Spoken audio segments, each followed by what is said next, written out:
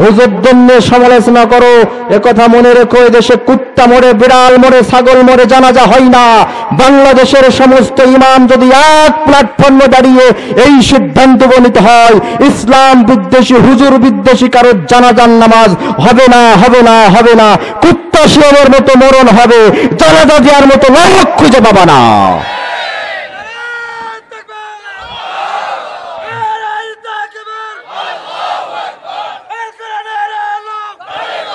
উপমহাদেশে মুসলিম শাসন প্রতিষ্ঠিত হয়েছে মুসলমানদের মাধ্যমে।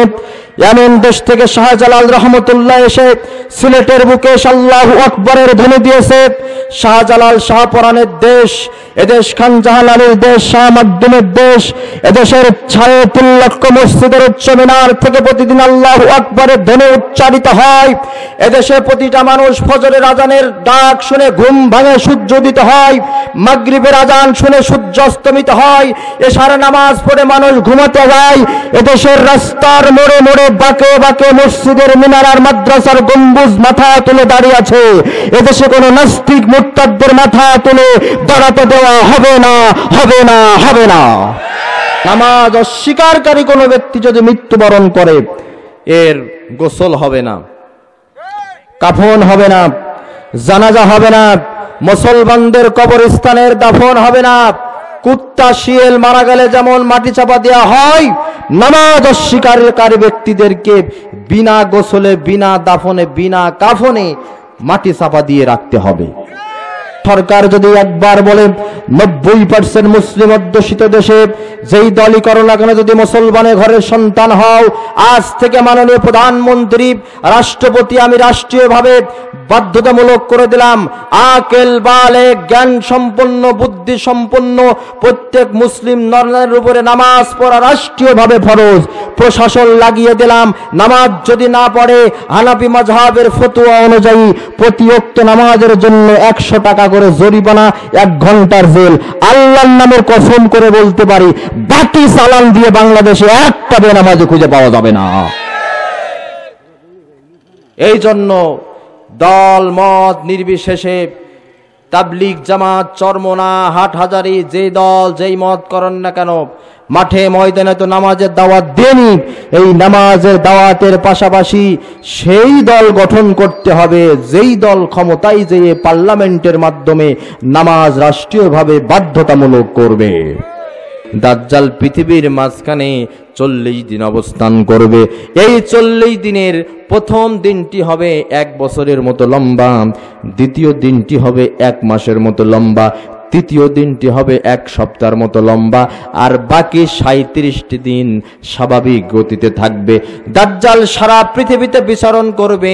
আল্লাহ তাআলা তার অলৌকিক ক্ষমতা দিয়ে দেবেন। দাজ্জালের কথা মতো আকাশ থেকে বৃষ্টি নামবে, মৃত ব্যক্তিদেরকে জীবন দেবে। মহিলারা তার কাছে যে দোয়া নেবে, দাজ্জালের দোয়ার বরকতে মহিলাদের পেটে বাচ্চা চলে আসবে, নিঃসন্তানেরা সন্তান পাবে।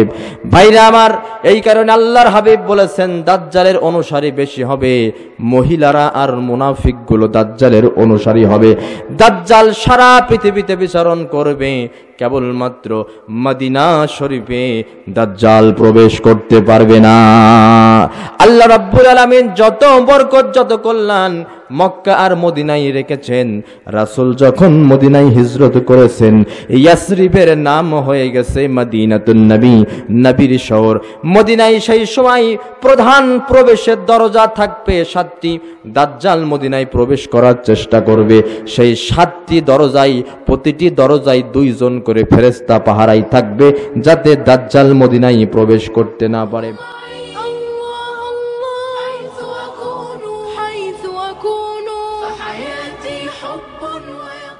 আউযু বিল্লাহি মিনাশ শাইতানির রাজীম। বিসমিল্লাহির রহমানির রহিম। সূরাতুল মুদ্দাসসির, পবিত্র কোরআনুল কারীমের ৭৪ নম্বর সূরা এটি। আমাকে দেওয়া হয়েছে 38 থেকে 48 নম্বর আয়াত, 11টি আয়াত। এই আয়াতে আল্লাহ তাআলা জাহান্নামে যাওয়ার 4টি কারণ বর্ণনা করেছেন। সেই 4টি কারণের ভিতরে কোন কারণের সাথে আপনার আমলের মিল, সেগুলো আমরা আজকে এই মাহফিলের সাথে আমাদের জীবনকে মিলাবো ইনশাআল্লাহ।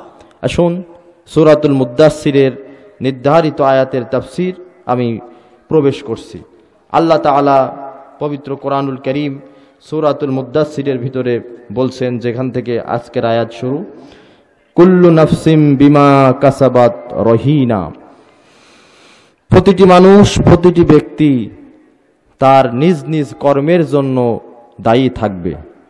প্রতিটি মানুষই নিজ কর্মের জন্য দায়ী থাকবে। কেউ কারোর পাপের ভার বহন করবে না। এখানে রহিনা শব্দের ব্যবহার এসেছে। রহিন শব্দের অর্থ হচ্ছে বন্ধক রাখা। প্রতিটি মানুষ নিজ কর্মের কাছে বন্ধক থাকে। আপনাদের এলাকায় জমি বন্ধক দেওয়ার সিস্টেম কি আছে? কোন সিস্টেমে দেন? জমিটা নেন আর জমির মালিককে কিছু টাকা দেন, তাই তো? যতক্ষণ না পর্যন্ত ওই টাকা জমির মালিক ফেরত না দেবে ততক্ষণ পর্যন্ত ওই জমি ফেরত পাওয়া যাবে না।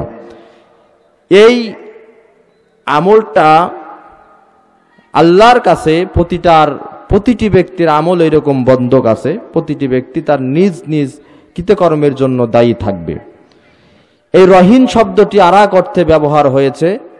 শিশু যখন মায়ের পেট থেকে ভূমিষ্ঠ হয় সে আকিকার সাথে বন্ধক থাকে। কিসের সাথে? আকিকা। আকিকা যখন দেওয়া হয় শিশুটি বন্ধক মুক্ত হয়। এই জন্য মানব শিশু জন্মগ্রহণ করলে, মুসলিম শিশু যদি হয়, ছেলে হলে 2টি ছাগল, মেয়ে হলে 1টি ছাগল দিয়ে সুন্নাত তরিকায় 7 দিনের দিনে ছাগল দিয়ে অথবা দুম্বা দিয়ে আকিকার করার কথা হাদিসের ভিতরে বলা হয়েছে। গরু দিয়ে আকিকা এটা ফিকার কিতাবে জায়েজ করা হয়েছে, কিন্তু হাদিসের ভিতরে আকিকার জন্য পশু নির্দিষ্ট করা হয়েছে ছাগল আর দুম্বা। ভাইরা আমার, আল্লাহ তাআলা পবিত্র কোরআনুল কারীমের ভিতরে বলছেন, কুল্লু নাফসিম বিমা কাসাবাত রহিনা। প্রতিটি মানুষ তার নিজ কর্মের জন্য দায়ী থাকবে। তারপরে আল্লাহ রাব্বুল আলামিন বলেন, তবে তারা নয়, ইল্লা আসহাবাল ইয়ামিন। ডানপন্থী যারা, ফি জান্নাত, ডানপন্থীরা জান্নাতে প্রবেশ করবে। ডানপন্থী আর বামপন্থী আছে না নাই? আপনারা বলেন তো, মানুষের হাত যে 2টা, ডান হাত আর বাম হাত, এই 2 হাতের ভিতরে কোন হাতের শক্তি বেশি? জান্নাতীরা, ডানপন্থীরা যাবে জান্নাতে আর বামপন্থীরা যাবে জাহান্নামে। আমাদের দেশে রাজনৈতিক দলের ভিতরেও বামপন্থী রাজনৈতিক দল আছে না নাই? আছে। এরা অধিকাংশ ক্ষেত্রে ইসলাম বিদ্বেষী। এই সমস্ত বামপন্থী দলের অনেক নেতা, অনেক মানুষ হজের মৌসুমে যখন হজ করতে যায়, জামারাই যে যখন শয়তানকে পাথর নিক্ষেপ করে, শয়তান তখন মুস্কি মুস্কি হাসে যে ও এক শয়তান, ও পাথর মারতে আসছে আর এক শয়তানের। ঠিক কিনা? ভাইরা আমার, এই ডানপন্থী জাতিকে আল্লাহ তাআলা ভালোবাসেন। জান্নাতীরা হচ্ছে ডানপন্থী, জান্নাতীরা হচ্ছে ডানপন্থী। এই কোরআনের ভাষা আরবি ভাষা, কোরআনের ভাষা আরবি ভাষা, জান্নাতের ভাষাও হচ্ছে আরবি। কবরে প্রশ্ন করা হবে, সেই ভাষা ওটা আরবি। এই কারণে দেখবেন আরবি জান্নাতি ভাষা হওয়ার কারণে আমরা যখন বাংলা লিখি, বাংলা লেখার সময় বাংলা লেখাটা শুরু করতে হয় ডান দিক থেকে না বাম দিক থেকে? বলেন বলেন, বাম দিক থেকে। আমরা যখন ইংরেজি লিখি, ইংরেজি লেখাটাও ডান দিক থেকে শুরু করতে হয় না বাম দিক থেকে শুরু করতে হয়? আরবি ভাষা জান্নাতের ভাষা বলে আরবি ভাষা যখন লেখা হয়, আরবি ভাষা লেখা শুরু হয় কিন্তু ডান দিক থেকে। সুবহানাল্লাহ। আল্লাহ তাআলা বলেন, জান্নাতীরা, ডানপন্থী যারা, ইল্লা আসহাবাল ইয়ামিন, ডানপন্থীরা জান্নাতের নাজ নিয়ামতের ভিতরে থাকবে। কি নাজ নিয়ামতের ভিতরে থাকবে? কোরআনুল কারীমে রব্বুল আলামিন বলেন, ওয়ালাকুম ফিহা মা তাশতাহি আনফুসুকুম ওয়ালাকুম ফিহা মা তাদউন। জান্নাতীরা জান্নাতের ভিতরে যা চাইবে, মন যা চাইবে তাই তারা পাবে। কেমন? فَأَمَّا مَنْ ثَقُلَتْ مَوَازِينُهُ فَهُوَ فِي عِيشَةٍ راضية। আল্লাহ তাআলা বলেন, কিয়ামতের কঠিন ময়দানে মিজানের পাল্লায় যখন আমলনামা ওজন করা হবে, মিজানের পাল্লায় আমলনামা ওজন করার সময় যার নেকির পাল্লা ভারী হয়ে যাবে, ঈশাতির রাদিয়া, সে সন্তুষ্টির জনক জীবন লাভ করবে।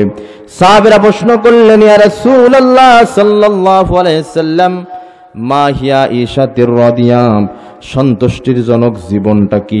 আল্লাহর হাবিব বলেন, ও আমার সাহাবীরা, দুনিয়ার জমিনে তুমি ফল খাইতে চাও, ফলটা তোমার উপরে রাজি থাকে না। আম পেয়ারা লিচু যখন খাইতে চাও, ফলের ডালটা নিচু করে অথবা কোনো কিছু দিয়ে ফলটাকে পাড়তে হয়। ফলটা যখন বোটা থেকে সেরপ, ফলের বোটা থেকে কষ বেড়ায়, এই কষটা হচ্ছে ফলের চোখের কান্নার পানি। দুনিয়ার মাঝখানে তুমি মাছ খাইতে চাও, মাছ তোমার উপরে রাজি নাই। যখন ধরো তখন লাফাই, যখন কাটো তখন লাফাই। দুনিয়ায় তুমি গোস্ত খাইতে চাও, ওই মুরগিগুলো, ছাগলগুলো, গরুগুলো তোমার উপরে রাজি নাই। পায়ে হাত পায়ে রশি বেঁধে তাকে জবাই করে তোমরা খাও। তার মানে দুনিয়ার জীবনের কোন নিয়ামত তোমার উপরে রাজি নাই। আর সন্তুষ্টের জনক জীবন এমন জীবন, তুমি যখন জান্নাতে যাবা, জান্নাতের সকল নিয়ামত তোমার উপরে রাজি আর খুশি হয়ে যাবে। ফল দেখে মনে মনে শুধুমাত্র কামনা করবা, চাইতেও হবে না, মনে মনে কামনা করবা, ফলের ডালা নত হয়ে তোমার মুখের সামনে চলে আসবে। মাছ দেখে বলবা, এই মাছটা যদি খাইতে পারতাম। মাছ রান্না হয়ে ভুনা হয়ে তোমার সামনে চলে আসবে। কাটা যখন রাখবা আবারও মাছ হয়ে চলে যাবে। পাখি দেখে বলবা, এই পাখির ভুনা মাংস যদি খাইতে পারতাম। সঙ্গে সঙ্গে গোস্ত ভুনা হয়ে তোমার সামনে চলে আসবে। আর যখন হাড় হাড্ডি ফেলবা আবারও পাখি হয়ে উড়ে যাবে। এর নাম ঈশাতির রাদিয়া, সন্তুষ্টির জনক জীবন। ডানপন্থী যারা, তারা এই রকমের সন্তুষ্টিজনক জীবনের ভিতরে থাকবে। ভাইরা আমার, জান্নাতের বেলকনি আছে, জান্নাতের ভিতরে বেলকনি বারান্দা আছে। জান্নাত বিশাল নাজ নিয়ামত। হাদিসের ভিতরে এসেছে জান্নাতের সংখ্যা যে 8টি, প্রতিটি জান্নাতের ভিতরে আবার 100টি করে স্তর আছে। জান্নাতের মূল গেট কিন্তু একটি, ভালো করে বোঝেন। একটি স্কুলের মূল গেট একটি, সেই গেট দিয়ে সকল ছাত্র ছাত্রী প্রবেশ করে। তারপরে শ্রেণী ভেদে কেউ 1-এ বসে, কেউ 2-তে বসে, কেউ 5-এ বসে, কেউ 6-এ বসে, তাই তো? আবার 1-এর ভিতরেও শাখা আছে, 1A শাখা, B শাখা, C শাখা আছে না? আমলের ভিন্নতার কারণে মানুষ জান্নাতে গেলেও একজন ব্যক্তি শুধু 5 ওয়াক্ত ফরজ নামাজ পড়ে, রোজা রাখে, হালাল হারাম বাজ বিচার করে চলে, এই লোকটা জান্নাতে যেয়ে জান্নাতের ভিতরে যে মর্যাদা পাবে, আর একজন ব্যক্তি ফরজ নামাজের পাশাপাশি তাহাজ্জুদ নফল ইবাদত বন্দেগী করে, দুইজনের মর্যাদা কি জান্নাতের ভিতরে সমান হবে? এভাবে করে প্রতিটি জান্নাতের ভিতরে 100টি করে স্তর আছে। তো জান্নাতীরা মাঝে মাঝে জান্নাতের বেলকনিতে এসে তারা খোশ গল্প করবে, বিভিন্ন ধরনের গল্পগুজব তারা করবে। জান্নাতীদের কোনো আফসোস থাকবে না, তাদের শুধু একটা আফসোস কাজ করবে জান্নাতের ভিতরে। জান্নাতীদের ভিতরে একটা আফসোস কাজ করবে, তারা আফসোস করবে, হাই হাই হাই, দুনিয়ার জীবনে কত সময় আমরা অযথা ব্যয় করেছিলাম। সেই সময়টা যদি অযথা ব্যয় না করে আল্লাহর ইবাদত বন্দেগী করতে পারতাম, তাহলে জান্নাতের ভিতরে ওই যে 100টি স্তর, আমি যে স্তরে অবস্থান করছি এর চাইতেও তো আরো উচ্চ স্তরে আমার অবস্থানটা হতো। ওর দোতলা বাড়ি টাইলস হয়নি, আফসোসের জ্বালায় বাঁচে না, কবে যে টাইলস করব। আফসোস থাকে না? মানে আফসোসের শেষ নেই। জান্নাতীদের ভিতরে সেই আফসোসটাই কাজ করবে। জান্নাতের বেলকনিতে দাঁড়িয়ে যখন জান্নাতীরা একে অপরের বিভিন্ন খোশ গল্পে লিপ্ত থাকবে, হঠাৎ করে তাদের নজরে যাবে জাহান্নামের ভিতরে তাদের পরিচিত আপনজনরা জাহান্নামের আগুনে দাউ দাউ করে জ্বলছে। তখন ইয়াতাসাআলুনা আনিল মুজরিমিন, মুজরিম মানে অপরাধী। তখন জান্নাতীরা একে অপরকে বলবে, জাহান্নামীদেরকে ডেকে বলবে, ও জাহান্নামীরা, তোমরা তো আমাদের মহল্লার লোক, তোমরা তো আমাদের এলাকার লোক, একই এলাকার মহল্লা, একই বাসিন্দার মানুষ হয়ে আমরা আজকে জান্নাতের কত নাজ নিয়ামত ভোগ করছি, জাহান্নামের কষ্টের ভিতরে তোমরা কেন পড়ে আসছো? এখানে একটা প্রশ্ন আসতে পারে, হুজুর জান্নাত একদিকে জাহান্নাম একদিকে, অনেক দূরের পথ, এত দূর থেকে জান্নাত জাহান্নামীরা কিভাবে কথোপকথন করবে, কিভাবে দেখবে? তাফসীরের কিতাবে এই কথার জবাব দেয়া হয়েছে, জান্নাত আর জাহান্নামীদের ভিতরে সীমানা অনেক দূরে থাকলেও কোনো প্রকার প্রজেক্টর ক্যামেরা ছাড়াও হাজার হাজার মাইল থেকে জান্নাতীরা জাহান্নামীদের দেখতে পারবে। আর কোনো প্রকার ইয়ারফোন মাইক ছাড়া হাজার হাজার মাইল থেকে জান্নাত জাহান্নামীদের কথা একে অপরে শুনতে পারবে। জাহান্নামীরা তখন আফসোস করবে আর বলবে, হায় হায় হায় আফসোস, কপালে বাড়াবে আর বলবে আফসোস, একই মহল্লার বাসিন্দা হয়ে তোমরা জান্নাতের কত নাজ নিয়ামতের ভিতরে কাটাচ্ছ, অথচ আমাদের আজকে কি আযাব হচ্ছে। আমাদের রক্ত খেতে দেওয়া হচ্ছে, পুষ খেতে দেওয়া হচ্ছে, যাক্কুম নামক বৃক্ষের কাঁটাযুক্ত খাদ্যগুলো আমাদের খেতে দেওয়া হচ্ছে, যেগুলো খাওয়ার কারণে আমাদের নাড়ি ভুঁড়িগুলো উদ্গীরণ হয়ে যাচ্ছে। ফুটান্ত গরম পানি আমাদের খেতে দেওয়া হচ্ছে, গিলাস ভর্তি পুজ রক্ত কষানি আমাদের খেতে দেওয়া হচ্ছে। কি বিভীষিকাময় অবস্থার ভিতরে আসছি। জান্নাতীরা বলবে, তোমাদের এই সাকার নামক জাহান্নামে আসার পেছনে কারণগুলো কি বলো তো? তখন ওই জাহান্নামীরা জান্নাতীদের কাছে আফসোস করে বলবে, আমাদের এই সাকার নামক জাহান্নামে আসার পেছনে কারণ হচ্ছে 4টি। জোরে বলেন কয়টি? সবাই বলেন আরো জোরে। একজনও মুখ বন্ধ রাখবেন না। জাহান্নামে যাবার পেছনে কারণ হচ্ছে 4টি। জাহান্নামীরা তখন বলবে, ক্বালু, তারা বলবে, লাম নাকু মিনাল মুসাল্লিন, দুনিয়ার মাঝখানে আমরা মুসল্লিদের অন্তর্ভুক্ত ছিলাম না, তার মানে দুনিয়ার মাঝখানে আমরা নামাজ পড়তাম না। জাহান্নামে যাওয়ার প্রথম কারণ নামাজ না পড়া। আপনি বলতে পারেন, হুজুর তাহলে কি নামাজের ওয়াজ করবেন? নামাজের ওয়াজ তো আমরা খুব জানি। আপনি যদি এখন আমাদেরকে বক্তব্য দিতে বলেন, নামাজের উপরে 1 ঘন্টা বক্তব্য দিয়ে স্টেজ কাঁপিয়ে ছেড়ে দেবো। আমি একটু ভিন্ন কায়দায় নামাজের ওয়াজ আপনাদের সামনে করতে চাই। ভাইরা আমার, এই নামাজ নিয়ে আমরা তো বিভিন্ন জেলায় ঘুরি। নামাজ নিয়ে আমাদের দেশে কত ধরনের কথা চালু আছে আপনারা কি জানেন? দেখেন, রাসূল করিম সাল্লাল্লাহু আলাইহি সাল্লামের জীবনের সর্বশেষ কথা ছিল মৃত্যুবরণ করার আগ মুহূর্তে, আসসালাত আসসালাত ওমা মালাকাত আইমানুকুম, নামাজ নামাজ নামাজ, আর তোমাদের অধীনস্থ শ্রমিক চাকর চাকরানীদের ব্যাপারে তোমরা সাবধানতা অবলম্বন করবে, যা খাবে তাদেরকে তা খাওয়াবে। এই নামাজ নিয়ে আমাদের দেশে বিভিন্ন কথা চালু আছে। এক শ্রেণীর মানুষ বলে, মুসলমান বলে, নামাজ পড়ে তুমি কি পেলে? আমি নিজের কানে শুনেছি, নামাজ পড়ে তুমি কি পেলে? হাসে যদি নদীতে পুকুরে ডুব দেয় ও তো গুগলি পায়। তুমি পাছা উব্ধ করে আল্লাহর দরবারে সিজদা দিয়ে কপালে কালো দাগ পেলে তুমি কি পেলে? আমার নিজের কানে শোনাই কথা। সকল মুফাসসির, সকল মুহাদ্দিস, সকল মুফতি, সকল ফকি, সকল আদিব এই মাসআলায় একমত পোষণ করেছেন, কোন ব্যক্তি, কোন মুসলমান ব্যক্তি যদি নামাজ নিয়ে আজে বাজে মন্তব্য করে, নামাজ নিয়ে কটূক্তি করে, সে আর মুসলমান থাকে না, সে কাফের, সে মুরতাদ। এই লোকটা যদি মৃত্যুবরণ করে, নামাজ অস্বীকারী কোনো ব্যক্তি যদি মৃত্যুবরণ করে, এর গোসল হবে না। কাফন হবে না, জানাজা হবে না, মুসলমানদের কবরস্থানের দাফন হবে না।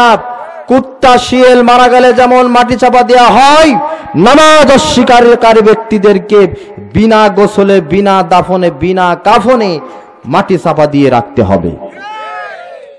এটি গেল এক শ্রেণী। দুই নাম্বার, এক শ্রেণীর মানুষ বলে নামাজের প্রতি আমার ভাই টান আছে, মহব্বত আছে, নামাজ পড়ার দরকার, তবে নামাজ না পড়লেও আমার কিন্তু ঈমান ঠিক আছে, আছে না?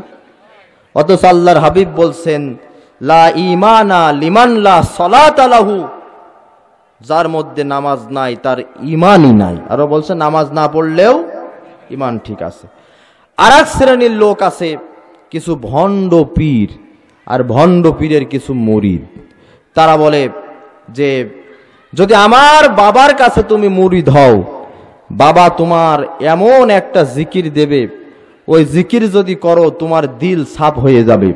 আর দিল যদি সাফ হয়ে যায় আর নামাজ পড়ার দরকার নাই, সেজদার মতো সেজদা দিলে এক সেজদায় জনম পার। আছে না এই কথা? সেজদার মতো সেজদা দিলে এক সেজদায় জনম পার। আর এক শ্রেণীর মানুষ আছে, তারা বলে নামাজ পড়ার জন্য মসজিদে যাওয়ার দরকার নেই। তারা কি বলে? তারা বলে লালন গীতি আছে, আমি মন মন্দিরে পূজা দিব, পড়ব নামাজ দিল কাবাই, মসজিদ মন্দিরে যেতে বলো না আমার তোমরা, মসজিদ মন্দিরে যেতে বলো না আমার। মন মন্দিরে পূজা দেব, আমি যদি হিন্দু হই আমার মন্দিরে যে পূজা দেওয়ার দরকার নাই, মন মন্দিরে কল্পনায় পূজা দেব। আর আমি যদি মুসলিম হই, দিল, আমার দিলটাই তো কাবা, দিল কাবায় নামাজ পড়বো মনে মনে, আমার মন্দির মসজিদে যাওয়ার কোনো দরকার নাই। এদেশের একজন জনপ্রিয় শিল্পী মমতাজ, তিনি তার গানের ভিতরে বলেছে, কররে মন আখেরের কাজ, ধ্যান যদি হয় দিলের নামাজ, কররে মন আখেরের কাজ, ধ্যান যদি হয় দিলের নামাজ, ও তোর পাঞ্জে গানা নামাজ পড়া লাগবে না, ইমাম শুধু নামাজ পড়ায় নিজের নামাজ পড়ে না। ইমাম আজীবন নামাজ পড়িয়ে যায়, তো ইমাম সাহেব নিজের নামাজ কখন পড়ে? ভাইরা আমার, এইগুলো গেল নামাজ নিয়ে কটূক্তি করা। এবার আসেন, আমরা যারা নামাজ পড়ি আমাদের ভিতরে এই নামাজিদের ভিতরেও প্রকার আছে, আছে না? কি প্রকার? এক শ্রেণীর নামাজি আছে, তারা সাপ্তাহিক নামাজি, শুকুর আলী মুসল্লি। কি আলী মুসল্লি বলেন তো? শুকুর আলী মুসল্লি। শুধু জুমার দিনে যায়, তারপরও যায় সবার শেষে, আসে সবার আগে। আবার যুবকরা তো মসজিদে জুমার দিন একদিন যে সেলফিও তোলে, জুমা মুবারক। কি মুবারক? জুমা মুবারক।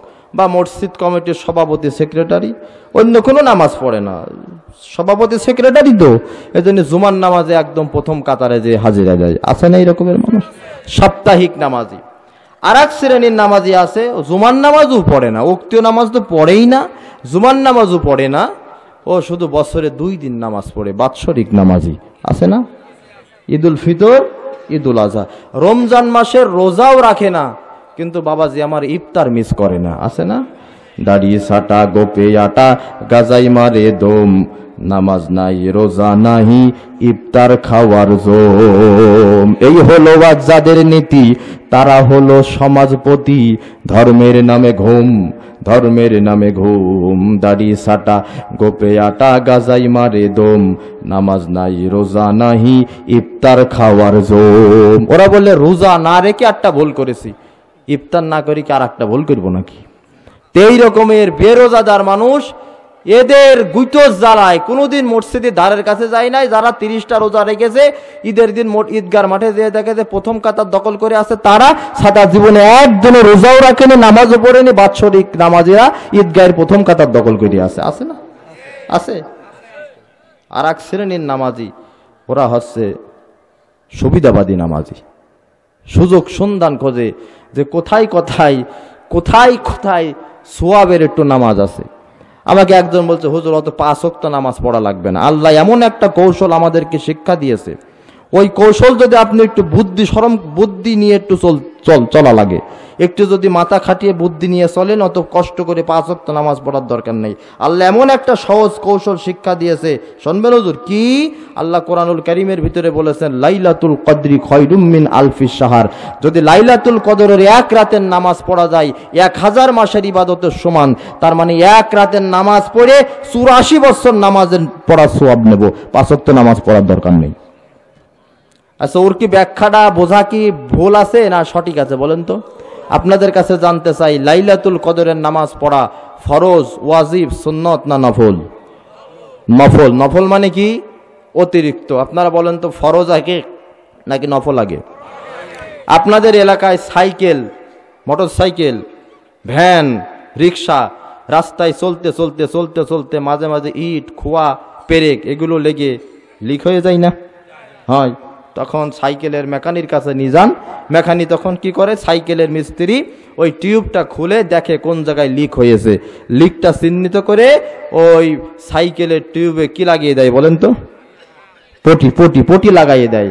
তার মানে সাইকেলের টিউবটা হচ্ছে ফরজ, ফরজে ত্রুটি পড়েছে, নফলটা হচ্ছে পটি দিয়ে আপনার ফরজের ঘাটতি পূরণ করা হচ্ছে। আল্লাহর হাবিব সাল্লাল্লাহু আলাইহি সাল্লাম বলেন, হাসরের মাঠে ফেরেশতাদেরকে বলা হবে, আমার উম্মতের সমস্ত নামাজগুলো একত্রিত করো। নামাজগুলো একত্রিত করা হবে। ফেরেশতারা বলবেন, আল্লাহ গো, তোমার বান্দার অমুক অমুক বান্দার ফরজ নামাজ যে পড়েছে, এই নামাজে এই ভুল, ওই নামাজে এই ভুল। আমরা তো নির্ভুলভাবে নামাজ পড়তে অনেকেই পারি না, ঠিক কিনা বলেন?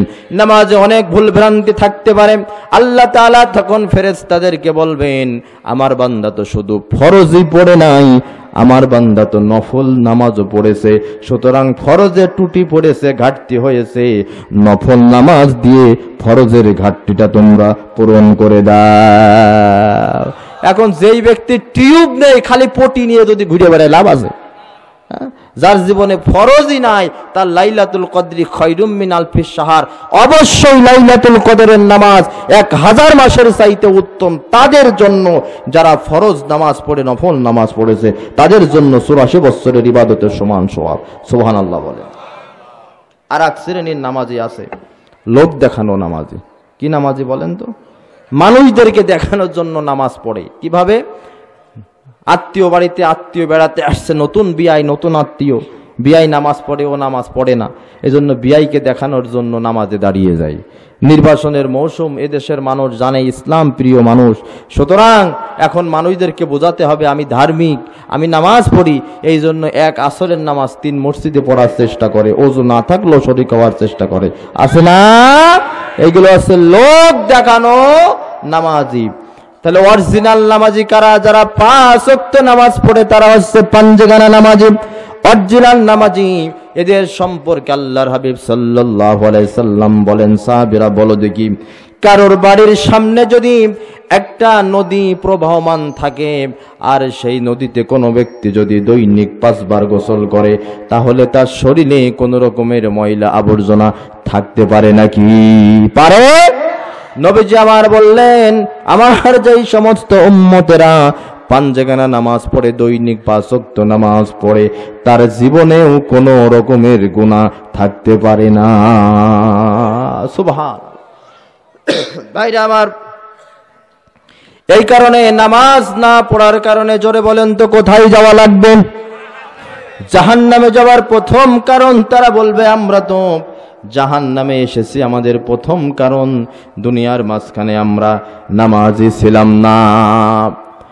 আল্লাহর হাবিব সাল্লাল্লাহু আলাইহি সাল্লাম বলেন, দুনিয়ার জীবনে যারা নামাজ পড়বে না, নামাজের সংরক্ষণ করবে না, নামাজের হেফাজত করবে না, কিয়ামতের কঠিন ময়দানে মুসিবতের সময় তাদের হাসর হবে 4 শ্রেণীর লোকের সাথে।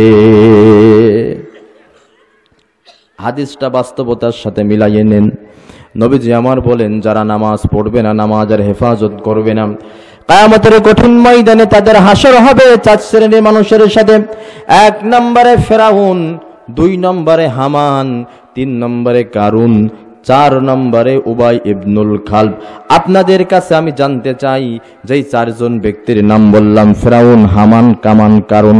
ফেরাউন, হামান, কারুন, উবাই ইবনুল খালব, এই 4 জন ব্যক্তি বড় মাপের আল্লাহর ওলি বুজুর্গ ছিলেন, পীর সাহেব ছিলেন, খুব ভালো মানুষ ছিলেন। এই 4 শ্রেণীর লোকের সাথে বেনামাজি ব্যক্তির হাসর হবে।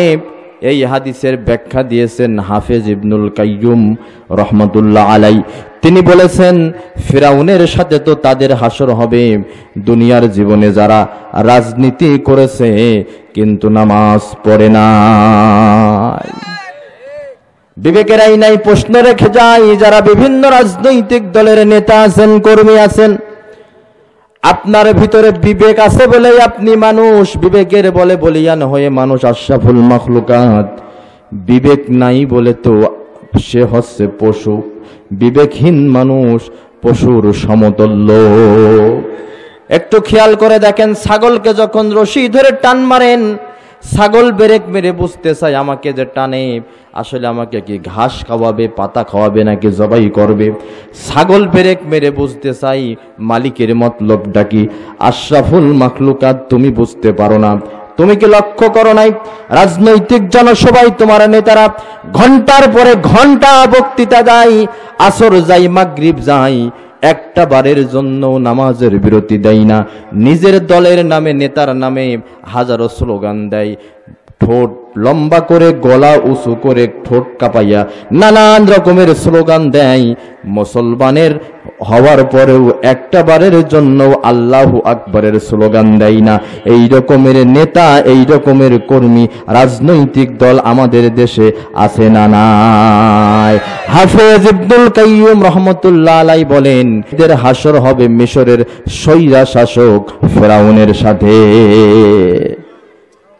ফিরাউনের সাথে তাদের হাসর হবে। বাইরে আমার, শাসক যদি মুসলিম হয়, কোন মুসলমান যদি ক্ষমতায় থাকে, মুসলমান ক্ষমতায় যাবার পরে আল্লাহর কোরআন বলছে, রাষ্ট্র ক্ষমতা যখন কোন মুসলমান পাবে, ক্ষমতা পেয়েছে 4 দফা কর্মসূচি পালন করবে। জোরে বলেন, কয় দফা কর্মসূচি? এই 4 দফা কর্মসূচি যদি রাষ্ট্রে থাকে সেটা হচ্ছে ইসলামিক রাষ্ট্র।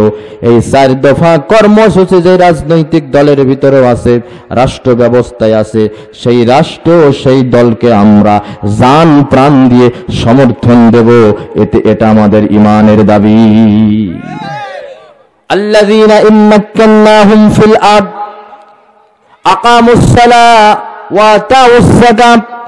আল্লাহ তাআলা বলেন, মুসলমান যদি ক্ষমতায় প্রতিষ্ঠিত হয়, রাষ্ট্রীয়ভাবে 4 দফা যে মূলনীতি পালন করবে, কর্মপদ্ধতি পালন করবে, তার ভিতরে প্রথম হচ্ছে রাষ্ট্রীয়ভাবে তারা নামাজ কায়েম করবে, আর 2 নম্বরে যাকাত আদায় করবে।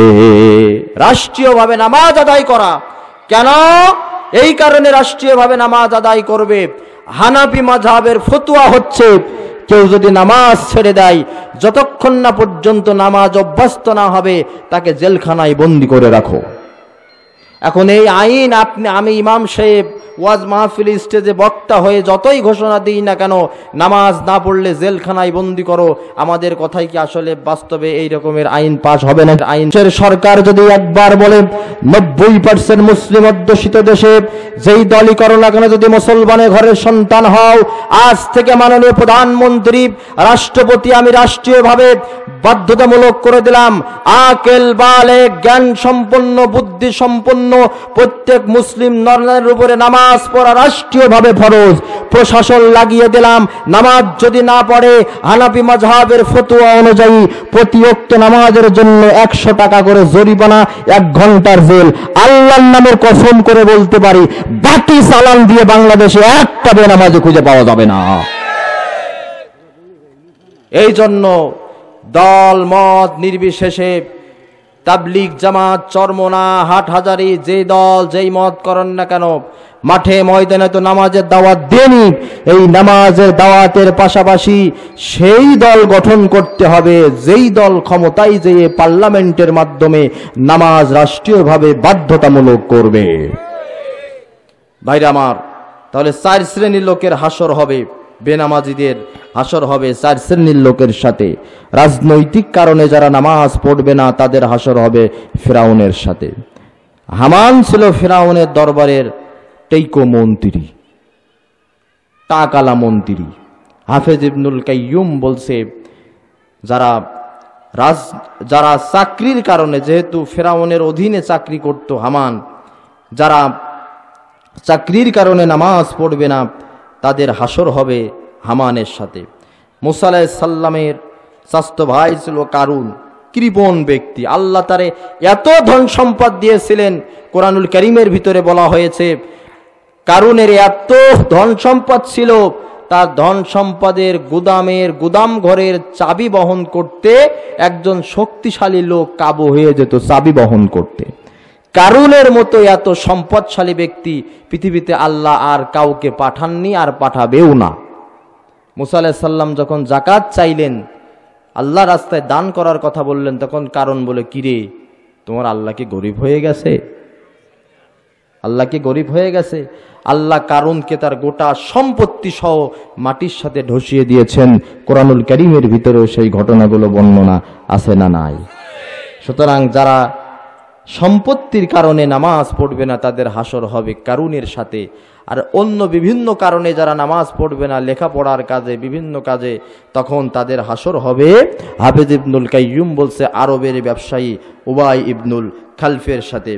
ভাইরা আমার, এই নামাজের আমল আমাদের ভিতরে আনতে হবে। তার কারণ হচ্ছে, আমি আপনি যখন দুনিয়ার মাঝখান থেকে বিদায় নিয়ে অন্ধকার কবরে চলে যাব, কোন কোন বর্ণনা মতে এসেছে মাথার সাইড থেকে যখন আযাব আসবে দাঁড়িয়ে যাবে নামাজ। আর এক বর্ণনায় এসেছে ডান সাইড থেকে আযাব আসলে দাঁড়িয়ে যাবে নামাজ, আর মাথার সাইড থেকে কোরআন। ভাইরা আমার, কবরের ভিতরে কোনো সিকিউরিটি গার্ড নাই, কোনো প্রশাসন, কোনো দলের পাওয়ার খাটবে না। সেখানে আপনার সিকিউরিটি গার্ড আর প্রোটেকশন দেবে নামাজ। শুধু কি তাই, কিয়ামতের কঠিন ময়দানে নামাজি ব্যক্তির সমস্ত অঙ্গ প্রত্যঙ্গ দিয়ে, অজুর অঙ্গ প্রত্যঙ্গ দিয়ে নূর চমকাবে। সেই চমকানো নূর দেখে দেখে বিশ্বনবী সাল্লাল্লাহু আলাইহি ওয়াসাল্লাম তার উম্মত ধরে ধরে চিনে চিনে সুপারিশ করে জান্নাতে নিয়ে যাবে। আমাদের দেশে কত রিক্সা চালক, ভ্যান চালক আছে, আমি নিজের চোখে দেখেছি। রিক্সা চালাই, ভ্যান চালাই, নামাজের সময় যখন হয় নামাজে দাঁড়িয়ে যায়, আছে না নাই? মাঠে শ্রমিকের কাজ করে নামাজের সময় যখন হয় মাঠেই গামছা বিছিয়ে নামাজের জন্য দাঁড়িয়ে যায়। কলেজে পড়ে, বিশ্ববিদ্যালয়ে পড়ে, ক্লাসের সময় ক্লাস করে, নামাজের সময় যখন হয় নামাজে দাঁড়িয়ে যায়। ভাইরা আমার নিজের চোখে দেখা ভিক্ষুকেরা যখন ভিক্ষা করে, নামাজের সময় যখন হয় ভিক্ষার থলিটা ওযুখানায় রেখে ধুলামলিন শরীর নিয়ে নামাজে দাঁড়িয়ে যায়। জোরে বলেন তো, আছে না নাই? মাজায় ব্যথা, দাঁড়িয়ে নামাজ পড়তে পারে না, বসে নামাজ পড়ে। আমার পাশেই ঝিনেদা শহর একজন লোক নামাজ পড়লো, একটা হাত নেই, একটা পা নেই, তার দেখে খুবই কষ্ট লাগলো। এই অবস্থায় জামাতের সাথে নামাজ পড়লো। একজন রিক্সা চালক যদি পড়তে পারে, একজন ভ্যান চালক যদি পড়তে পারে, একজন বিকলাঙ্গ শরীরের মানুষ যদি নামাজ পড়তে পারে, আল্লাহ তোমার রিক্সা চালক বানাই নাই, আল্লাহ তোমারে ভ্যান চালক বানাই নাই, আল্লাহ তোমারে হত দরিদ্র করে নাই, আল্লাহ তোমারে সুস্থ শরীর দিয়েছে। কি জন্য নামাজ পড়ো না? নামাজ পড়ো না। নামাজ যদি না পড়ো, আদমশুমারি, ভোটার লিস্ট, পাসপোর্ট, আইডেন্টি কার্ডের মুসলমান, প্রকৃত অর্থে তুমি কিন্তু মুসলমান না। ভাইরা আমার, এই কারণে এই নামাজটা কায়েম করার দরকার আছে না নাই? তবে নামাজ কায়েমের ব্যাখ্যা আছে। আল্লাহ তাআলা পবিত্র কোরআনুল কারীমের ভিতরে বলেন, ওয়া আমুরু আহলাকা বিস-সালাহ ওয়াসতাবির আলাইহা। নিজে নামাজ পড়ো, তারপরে সর্বপ্রথম পরিবার পরিজনের সদস্যদেরকে নামাজের নির্দেশ দাও। সুবহানাল্লাহ। নামাজের নির্দেশ দাও। যারা গার্জিয়ান আছেন, মুরু আওলাদাকুম বিস-সালাহ ওয়া হুম আবনাউ সাবঈ সিনিন। নবীজি বলেছেন, সন্তানের বয়স যখন 7 বছর হবে নামাজের নির্দেশ দাও। 10 মাস 2 দিন গর্ভে ধারণ করলে আদর্শ মা হওয়া যায় না। 2 বছর সন্তানের দুধ পান করালেই মা হওয়া যায় না। একাধারে 20 বছর সন্তানের অর্থনৈতিক যোগান দিলেই পিতা হওয়া যায় না। আদর্শ পিতামাতার প্রথম বৈশিষ্ট্য, সে তার সন্তানদেরকে নামাজের নির্দেশ দিবে। যারা গার্জিয়ান আছেন, বিবেকের আইনায় প্রশ্ন করেন তো, আপনি নিজে নামাজ পড়েন কিনা? আপনার সন্তানদেরকে নামাজের নির্দেশ আপনি দেন কিনা? যদি আপনি আপনার সন্তানদেরকে নামাজের নির্দেশ না দেন, হযরত আলী রাদিয়াল্লাহু তাআলা আনহু বলেছেন, যার বাপ নাই সে প্রকৃত অর্থে এতিম নয়। প্রকৃত এতিম তো সে যার পিতা থাকার পরেও তার সন্তানকে দ্বীন শিক্ষা দিল না, নামাজের শিক্ষা দিল না।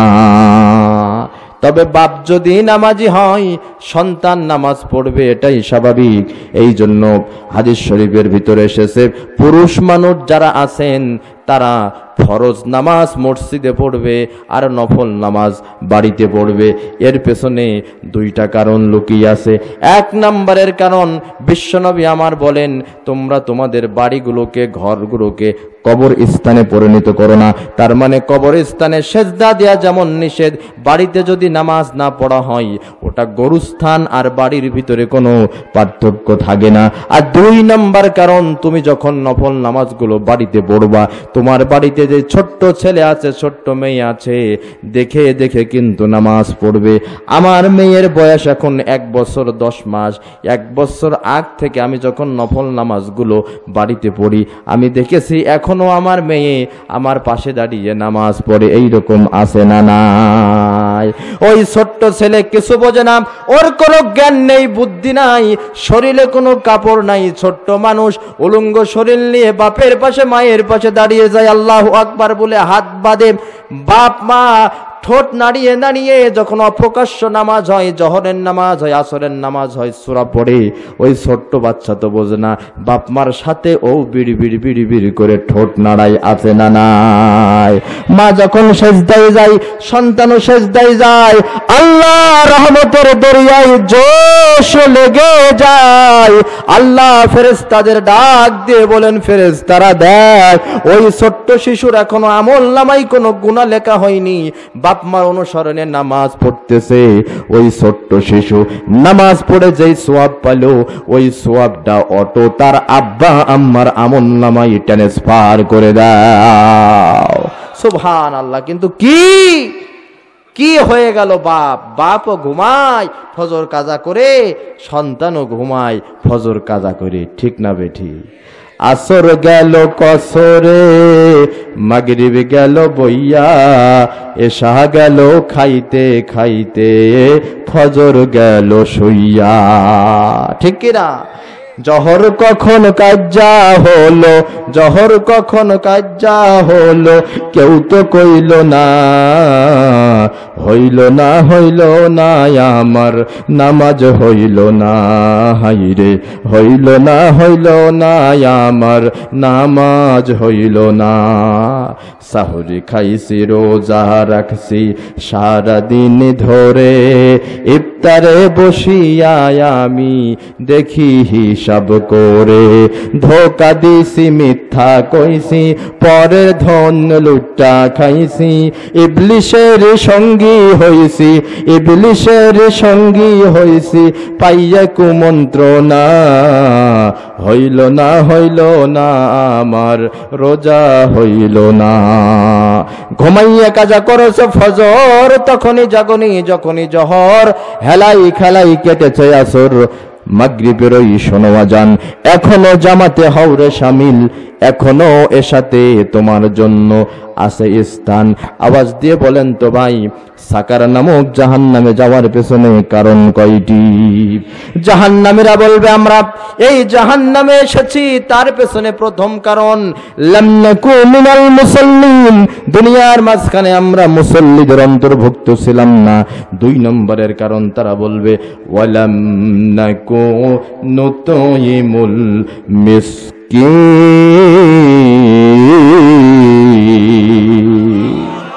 দুনিয়ার মাঝখানে আমরা মিসকিনদেরকে খাবার দেই নাই, দরিদ্র ব্যক্তির পাশে দাঁড়াই নাই, অভাব মুক্ত দারিদ্র মুক্ত সমাজ গঠনের জন্য আমরা কাজ করি নাই। ভাইরা আমার, আমাদের দেশে এই রকমের অনেক সম্পদশালী লোক আছে, চোখের সামনে তার প্রতিবেশী ধুকে ধুকে মনে রোগে শোকে কাতরাই অনাহারে কাটাই, তারপরেও খাবার দেয় না, আছে না নাই? যাকাত যে ফরজ হয়েছে এই ফরজ যাকাতটাও সে দেয় না, আছে না নাই? বছরের পরে বছর পোস্ট অফিসে টাকা রেখে, সুদ ব্যাংকে টাকা রেখে সুদ খেয়েই যাই, আল্লাহর ফরজ বিধান যে যাকাত দেয় না। এই চরিত্রের মানুষ আমাদের সমাজে আছে না নাই? দারিদ্র্যমুক্ত সমাজ গঠনের জন্য কাজ করতে হবে। আর এই দারিদ্র্যমুক্ত সমাজ গঠনের জন্য সবচাইতে বড় অবলম্বন, সবচাইতে বড় মাধ্যম আল্লাহ রাব্বুল আলামিন কোরআনুল কারীমের ভিতরে দিয়েছেন যাকাত ব্যবস্থা। ওই যে বলেছিলাম ইসলামী সরকার যদি ক্ষমতায় যায় তাদের মূল দফা হবে, জোরে বলেন তো কয়টা? রাষ্ট্রীয়ভাবে নামাজ কায়েম করবে, 2 নম্বরে ওয়াতাউজ যাকাত, রাষ্ট্রীয়ভাবে যাকাত আদায় করবে আর বন্টন করবে। ভাইরা আমার, বাংলাদেশের ইসলাম নিয়ে যারা গবেষণা করেন, ইসলামী অর্থনীতিবিদরা একটা মাঠ পর্যায়ে জরিপ করে পরিসংখ্যান করে দেখেছে বাংলাদেশে যত ধনী মানুষ আছে যদি ইসলামিক নিয়ম অনুযায়ী শতকরা 2.5% হারে যাকাতের টাকা কেটে নেওয়া হয়, এভাবে করে যদি 10 বছর যাকাতের টাকা ধনীদের কাছ থেকে কেটে নিয়ে গরিবদের মাঝে বন্টন করা যায়, 10 বছর পরে বাটি সালাম দিয়ে একটা গরিব মানুষ খুঁজে পাওয়া যাবে না। তাহলে কত সুবিধা যদি 4 দফা মূলনীতি রাষ্ট্রীয়ভাবে কায়েম হয়ে যায়। সুতরাং দারিদ্র্যমুক্ত সমাজ গঠনের জন্য আমাদের কাজ করার দরকার, জোরে বলেন আছে না নাই? জাহান্নামের এবার 3 নম্বরের কারণ বলবে, আমাদের জাহান্নামে আসার 3 নম্বরের কারণ, যেই কারণের সাথে আমরা 100 জনের ভিতরে 99 জন জড়িত। জাহান্নামীরা বলবে জাহান্নামে আসার আমাদের 3য় কারণ, ওয়া কুন্না নাখুদু মাআল খাইদিন।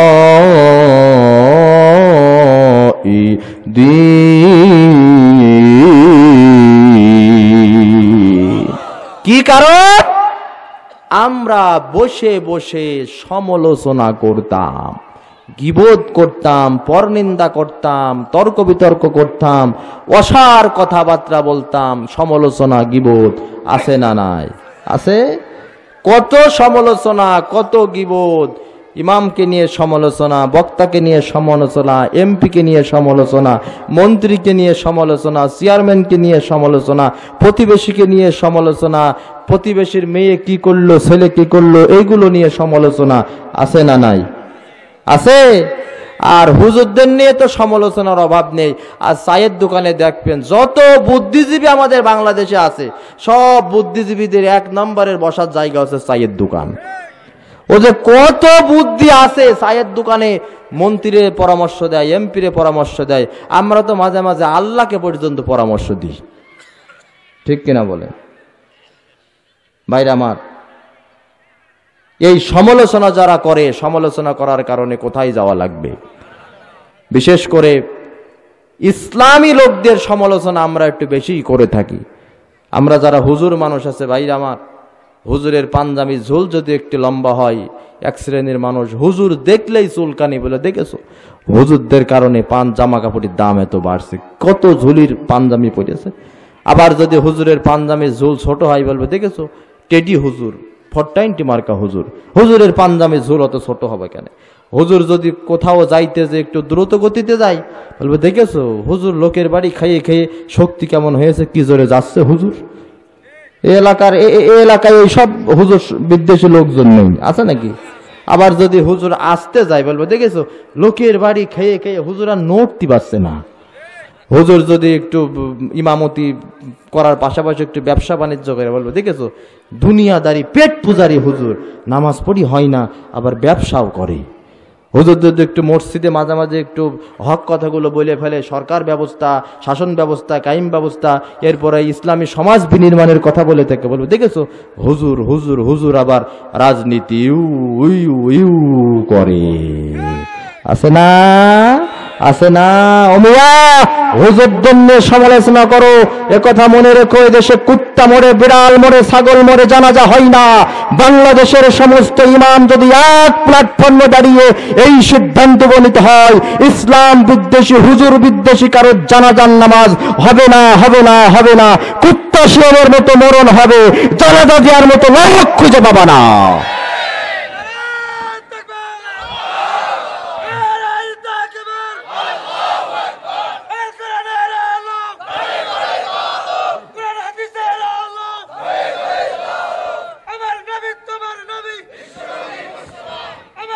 ভাইরা আমার, আমাদের দেশে এক শ্রেণীর মোস আলা টাকওয়ালা বুদ্ধিজীবী, মোস আলা টাকওয়ালা, এত ঘন মুখ ঢাকা মোস, মোসের ভিতরে উকুন হয় টের পাই না, আছে না? এরা টেলিভিশনের টক শোয় সমালোচনা করে, হুজুর নিয়ে সমালোচনা, হুজুর নিয়ে সমালোচনা, নানান বিষয়ে সমালোচনা। একথা মনে রাখতে হবে, এই বাংলাদেশে উপমহাদেশে মুসলিম শাসন প্রতিষ্ঠিত হয়েছে মুসলমানদের মাধ্যমে। এমন দেশ থেকে শাহজালাল রহমতুল্লাহ এসে সিলেটের বুকে আল্লাহু আকবরের ধ্বনি দিয়েছে। শাহজালাল শাহপরানের দেশ, এদেশ খান জাহান আলীর দেশ, শাহ মাকদুমের দেশ। এদেশের ৩ লক্ষ মসজিদের উচ্চ মিনার থেকে প্রতিদিন আল্লাহু আকবরের ধ্বনি উচ্চারিত হয়। এদেশে প্রতিটা মানুষ ফজরের আজানের ডাক শুনে ঘুম ভাঙে, সূর্য উদিত হয়। মাগরিবের আজান শুনে সূর্য অস্তমিত হয়। এশার নামাজ পড়ে মানুষ ঘুমাতে যায়। এদেশের রাস্তার মোড়ে মোড়ে, বাঁকে বাঁকে মসজিদের মিনার আর মাদ্রাসার গম্বুজ মাথা তুলে দাঁড়িয়ে আছে। এদেশে কোনো নাস্তিক মুরতাদদের মাথা তুলে দাঁড়াতে দেওয়া হবে না, হবে না, হবে না।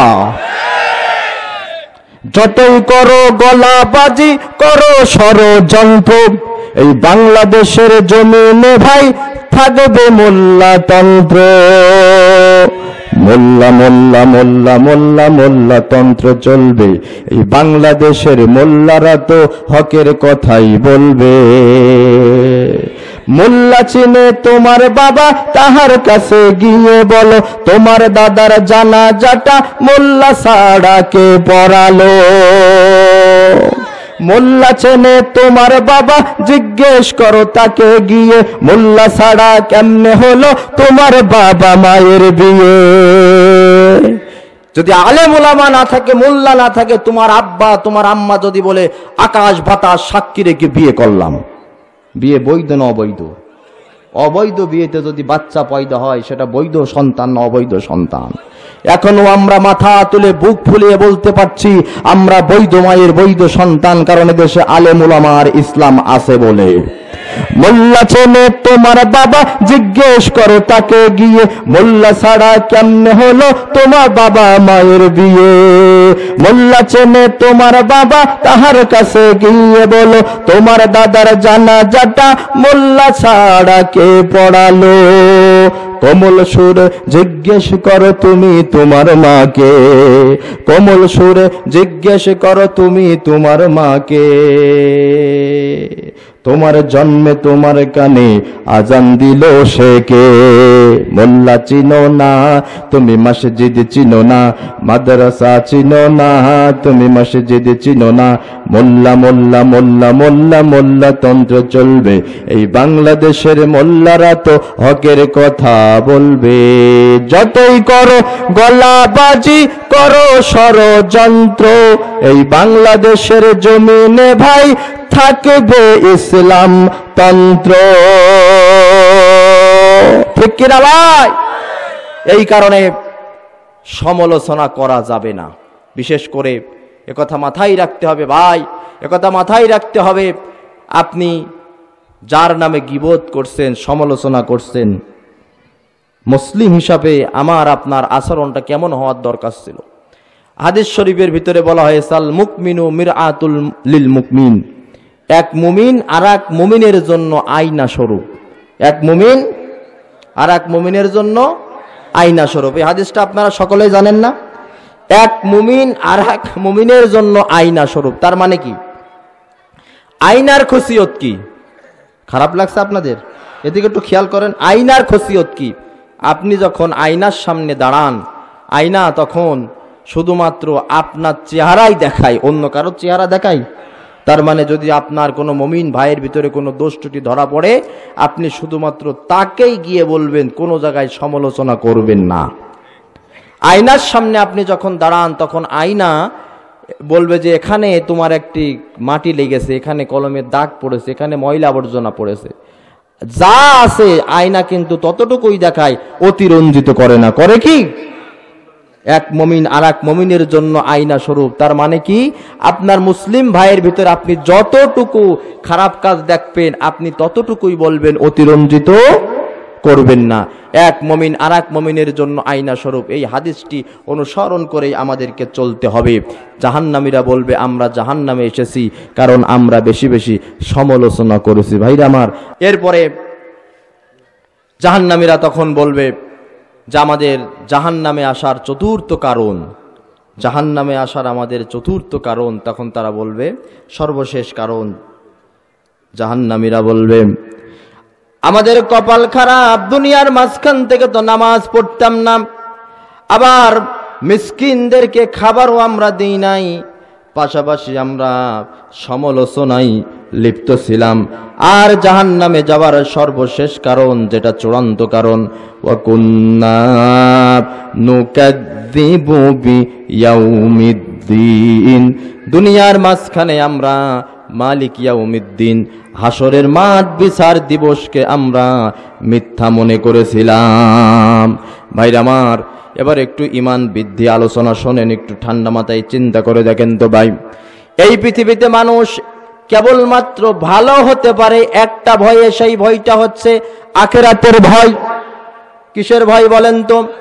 আখিরাতের ভয়ে একমাত্র মানুষ ভালো হতে পারে।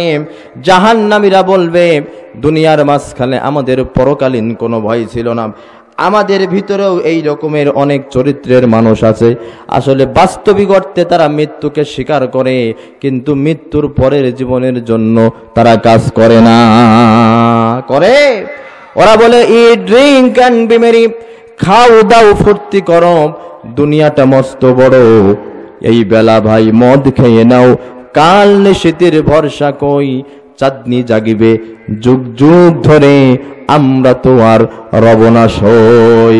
তারা বলে নগদ যা পাও হাত পেতে নাও, বাকির খাতায় শূন্য থাক, দূরের বাদ্য কিলাপ শুনে মাঝখানে যে বেজাই ভাগ। ওই যে মসজিদের ইমাম সাহেব ওয়াজ মাহফিলের বক্তাগুলো শুধু আমাদের পরকালীন ভয় দেখায়, আসলে পরকাল তো ওটা দূরের কথা, ওটা তো বাকি। টাটকা টাটকা সুখ পাচ্ছ, এগুলো তোমরা এখন গ্রহণ করো, নগদ এগুলো গ্রহণ করো, বাকির খাতাটা শূন্য থাক। পৃথিবীতে মানুষ একমাত্র ভালো হতে পারে কেবলমাত্র পরকালীন ভয়ের কারণে। এই পরকালীন ভয় আমাদের ভিতরে তৈরি করতে হবে রে ভাই। পরকালীন ভয় যদি না থাকে, আমাদের ঈমান কিন্তু বৃদ্ধি কোনো অবস্থাতেই হবে না। পরকালীন ভয় তৈরি করতে হবে। এই দুনিয়া কিন্তু দুনিয়া চিরদিন থাকবে না, একদিন এই দুনিয়া শেষ হবে। আমার আপনার জীবনের শেষ হবে কি হবে না? দুনিয়া দুনিয়া দুনিয়া দুনিয়া করে আপনি ব্যস্ত রে ভাই, পরকালীন বিষয় নিয়ে কোনো চিন্তা আপনার নাই। আপনার দৃষ্টিতে বুদ্ধিমান তো সে যার অনেক টাকা পয়সা আছে, কৌশলে সমাজ ব্যবস্থা পরিচালনা করতে পারে, ব্যাংক ব্যালেন্স করতে পেরেছে, এত বুদ্ধি, এত লেখাপড়া করেছে, এত টাকা পয়সার মালিক, এত সুন্দর করে ঘর করেছে, এত সুন্দর করে নিজের জীবনের ক্যারিয়ার সাজিয়েছে, এত বুদ্ধি, এত কিছু করেছে, কিন্তু নামাজটাই পড়েনি। আছে? আল্লাহর হাবিব বলেছেন ওরা তো বুদ্ধিমান নাই। প্রকৃত বুদ্ধিমান ব্যক্তিকে আল কাইয়িসু মান দানা নাফসাহু ওয়া আমিলা লিমা বাদাল মাউত। আল্লাহর হাবিব বলেন বুদ্ধিমান তো সে যে নিজের নফসকে নিয়ন্ত্রণ করে আর মৃত্যুর পরের জীবনের জন্য কাজ করে। কিন্তু আমাদের জীবনটা কেমন? দুনিয়া দুনিয়া দুনিয়া করে আমরা আমাদের জীবনটা পার করে দিলাম, দুনিয়া দুনিয়া করে জীবনটা আমরা পার করে দিলাম। ফজরের সময় জীবন আমার ঘুমের বিছানায় ন্যস্ত, জোহরের সময় অফিস আমার পেশাগত কাজে ব্যস্ত, আসরের সময় ক্লান্ত আমি, মাগরিবের সময় বাজারের ব্যাগা হাতে নামি, এশার সময় চোখ দুটি আমার চায়ের দোকান আর টেলিভিশনের চ্যানেলে।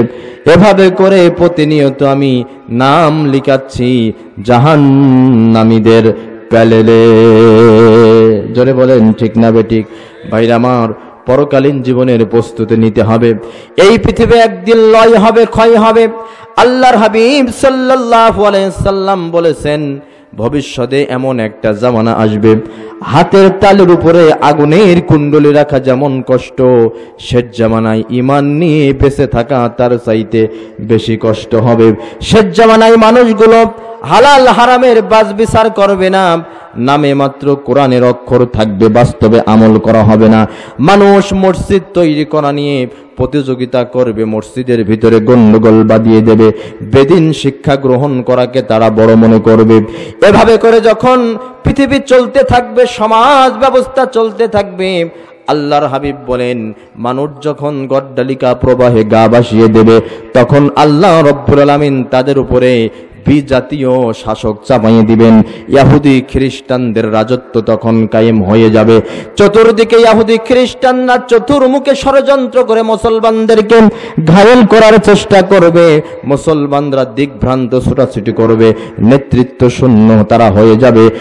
অবশেষে তারা খ্রিস্টান রাষ্ট্রের সাথে জোট করে কোন এক কাফেরদের সাথে যুদ্ধে জয়লাভ করে আবারও খ্রিস্টানদের সাথে তাদের চুক্তি বাতিল হয়ে যে তারা আবার খ্রিস্টানদের বিরুদ্ধে চলে যাবে। এমন একটা কঠিন পরিস্থিতির মধ্য দিয়ে যখন চতুর্দিকে ইহুদি খ্রিস্টান মুশরিকদের রাজত্ব কায়েম হয়ে যাবে, মুসলমানরা ত্রাহি ত্রাহি করে কানবে, মানবতার জীবন যাপন করবে, তারা একজন নেতা একজন শাসকের তালাশ করবে। ঠিক এমন কঠিন পরিস্থিতির মধ্য দিয়ে 40 বছর বয়সে আল্লাহ রাব্বুল আলামিন মুসলমানদের নেতৃত্ব দেওয়ার জন্য ইমাম মাহদী আলাইহিস সালামের আবির্ভাব ঘটাবে। কিভাবে পরকালীন জীবনে আমরা প্রবেশ করব, একটু ঠান্ডা মাথায় একটু আনকমন কথাগুলো শুনে যান ভাইরা আমার। ইমাম মাহদী আলাইহিস সালামের যখন আগমন ঘটবে, মুসলমানরা পুনরায় যেন জীবন ফিরে পাবে, মুসলমানরা তখন মাঠে ময়দানে ঝাঁপিয়ে পড়বে। সেই সময় মুসলমানদের মূল ধ্বনি হবে আল্লাহু আকবার। আল্লাহু আকবারের স্লোগান নিয়ে মাঠে ময়দানে ঝাঁপিয়ে পড়বে। ইমাম মেহেদীর নেতৃত্বে মুসলমানেরা সর্বপ্রথম ফিলিস্তিনের বাইতুল মুকাদ্দাস মসজিদটা তাদের দখলে নিয়ে আসবে। সেই সময়ে ফিলিস্তিনের বাইতুল মুকাদ্দাস মসজিদ গোটা বিশ্বের ইসলামী রাষ্ট্রের রাজধানী হয়ে যাবে। আল্লাহু আকবার। ইমাম মেহেদীর শাসনামলে, ইমাম মেহেদী থাকা অবস্থায় আল্লাহ রাব্বুল আলামিন মুসলমানদের ভিতরে আরেক রকমের ফিতনা দিয়ে দেবে, সেটি হচ্ছে দাজ্জালের আবির্ভাব ঘটে যাবে। দাজ্জাল একজন অত্যাচারী ব্যক্তি। দাজ্জালের কপালে আরবি হরফে কাফের শব্দটা লেখা থাকবে। আরবি হরফ দিয়ে কাফ আলিফ ফা রা, কাফের শব্দটা লেখা থাকবে। আরবি যারা পড়তে পারে না, আরবি যারা বুঝতে পারে না, তারাও এই শব্দ লেখাটা বুঝতে পারবে। দাজ্জালের ডান চোখ কানা থাকবে, বাম চোখ ভালো থাকবে। তার মানে মানুষ যেমন ডান চোখ দিয়ে ভালো কিছু দেখে বলে তুই ডান চোখে না বাম চোখে, তার মানে দাজ্জাল শুধুমাত্র ভালো জিনিসগুলো পরিহার করে চলবে, খারাপ জিনিস নিয়ে এসে ব্যস্ত হয়ে পড়বে। দাজ্জাল পৃথিবীর মাঝখানে হাদিস শরীফের ভিতরে এসেছে সর্বমোট দাজ্জাল পৃথিবীর মাঝখানে 40 দিন অবস্থান করবে। এই 40 দিনের প্রথম দিনটি হবে 1 বছরের মতো লম্বা, দ্বিতীয় দিনটি হবে 1 মাসের মতো লম্বা, তৃতীয় দিনটি হবে 1 সপ্তাহের মতো লম্বা, আর বাকি 37টি দিন স্বাভাবিক গতিতে থাকবে। দাজ্জাল সারা পৃথিবীতে বিচরণ করবে। আল্লাহ তাআলা তার অলৌকিক ক্ষমতা দিয়ে দেবেন। দাজ্জালের কথা মতো আকাশ থেকে বৃষ্টি নামবে, মৃত ব্যক্তিদেরকে জীবন দেবে। মহিলারা তার কাছে যে দোয়া নেবে, দাজ্জালের দোয়ার বরকতে মহিলাদের পেটে বাচ্চা চলে আসবে, নিঃসন্তানেরা সন্তান পাবে। ভাইরা আমার, এই কারণে আল্লাহর হাবিব বলেছেন দাজ্জালের অনুসারী বেশি হবে, মহিলারা আর মুনাফিকগুলো দাজ্জালের অনুসারী হবে। দাজ্জাল সারা পৃথিবীতে বিচরণ করবে, কেবলমাত্র মদিনা শরীফে দাজ্জাল প্রবেশ করতে পারবে না। আল্লাহ রাব্বুল আলামিন যত বরকত যত কল্যাণ মক্কা আর মদিনায় রেখেছেন। রাসূল যখন মদিনায় হিজরত করেছেন, ইয়াসরিবের নাম হয়ে গেছে মদিনাতুন নবী, নবীর শহর। মদিনায় সেই সময় প্রধান প্রবেশের দরজা থাকবে 7টি। দাজ্জাল মদিনায় প্রবেশ করার চেষ্টা করবে, সেই 7টি দরজায় প্রতিটি দরজায় 2 জন করে ফেরেশতা পাহারায় থাকবে, যাতে দাজ্জাল মদিনায় প্রবেশ করতে না পারে। মুসলমানরা দাজ্জালের বিরুদ্ধে লড়াই করবে, কিন্তু দাজ্জালের শক্তির সাথে তো পেরে দিবে না। মুসলমানরা এক গ্রুপ প্রস্তুতি নেবে, সকলেই তারা শহীদ হয়ে যাবে। আর এক গ্রুপ প্রস্তুতি নেবে, তারাও শহীদ হয়ে যাবে। আর এক গ্রুপ প্রস্তুতি নেবে, তারাও শহীদ হয়ে যাবে। এমন একটি কঠিন পরিস্থিতির মধ্য দিয়ে একদল বীর মুজাহিদ মুসলিম সৈনিকেরা তারা তরবারিগুলো গুছাইয়ে দাজ্জালের বিরুদ্ধে যুদ্ধ করার জন্য প্রস্তুতি নেবে।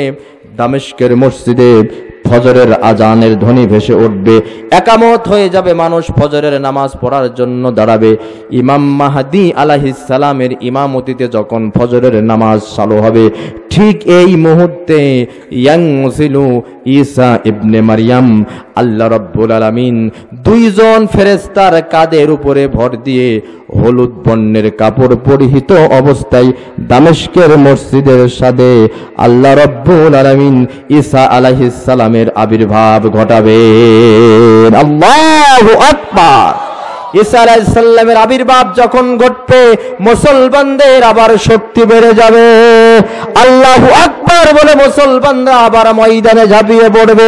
একথা মনে রাখেন ভাই, ইমাম মাহদী যখন আসবে সমস্ত মানুষ পরাজিত হবে। শুধু তাই নাই, সেই সময় এমন একটা পরিস্থিতি তৈরি হয়ে যাবে, হযরত ঈসা আলাইহিস সালামকে আল্লাহ তাআলা অলৌকিক ক্ষমতা দিয়ে দিবেন। ঈসা আলাইহিস সালামের নিঃশ্বাসের গতি থাকবে 1 মাইল পর্যন্ত। 1 মাইল পর্যন্ত ঈসা আলাইহিস সালামের নিঃশ্বাসের গতি থাকবে। এই 1 মাইল পর্যন্ত যখন ঈসা আলাইহিস সালামের নিঃশ্বাসের গতি থাকবে, 1 মাইলের ভিতরে যতগুলো কাফের আছে সমস্ত কাফের নিঃশ্বাসের গতিতে মৃত্যুবরণ করবে। এমনকি সেই সময় ইহুদি খ্রিস্টানরা এমন অসহায় নিরুপায় হয়ে যাবে মুসলমানদের ভয়ে।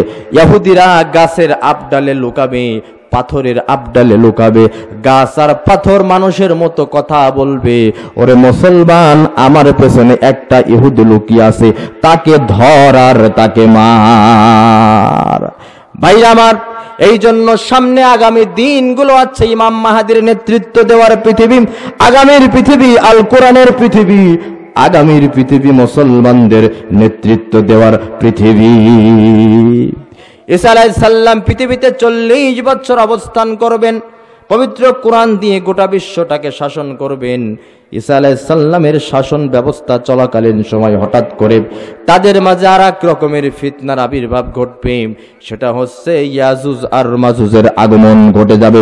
ইয়াজুজ মাজুজ আদম সন্তানের বংশধর। এটা কিন্তু মানুষ, কোনো ব্যক্তির নাম নয়, একটা সম্প্রদায়ের নাম। ইয়াজুজ আর মাজুজ অত্যাচারী সম্প্রদায়, গোটা বিশ্বের ভিতরে তারা ছড়িয়ে পড়বে, বিচরণ করবে, মানুষের উপরে অত্যাচার করবে। যেই পাশ দিয়ে যাবে সমুদ্রের পানি পান করে শেষ করে সেখান থেকে ধুলো উড়িয়ে দেবে। হযরত ঈসা আলাইহিস সালাম স্বয়ং তার দলবল নিয়ে তুর পর্বতে আশ্রয় গ্রহণ করবে। ইয়াজুজ মাজুজ তখন দেখবে পৃথিবীর মাঝখানে মনে হচ্ছে আর কেউ নাই, দুনিয়াবাসীকে তো হত্যা করেছি, এবার আমাদের প্রধান টার্গেট হচ্ছে আল্লাহকে হত্যা করা। ইয়াজুজ মাজুজ আল্লাহকে হত্যা করার জন্য আকাশে তীর নিক্ষেপ করবে। ঈসা আলাইহিস সালাম তুর পর্বতে আছেন, আল্লাহর কাছে দোয়া করবেন, আল্লাহ, ইয়াজুজ মাজুজের ফিতনা থেকে আমাদেরকে তুমি রক্ষা করো। আল্লাহ রাব্বুল আলামিন এক ধরনের বিশেষ রোগ দেবেন ইয়াজুজ মাজুজের কাঁধে। এই রোগে ইয়াজুজ মাজুজ সকলেই মৃত্যুবরণ করবে।